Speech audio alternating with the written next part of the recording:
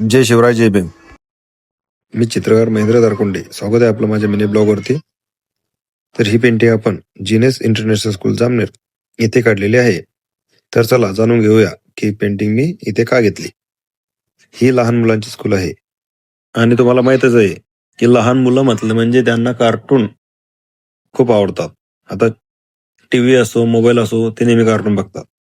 म्हणून आपण काय केलं की या भिंतीवरती पण कार्टून चित्र दाखवले, पण आपण फक्त चित्र न घेता आपण इथे पाळीव प्राणी दाखवले कार्टून मध्ये. म्हणजे मुलांना प्राण्यांची ओळख पण होते आणि त्यांना ते कार्टून पण आवडतात आणि शाळेची आवड पण निर्माण होते.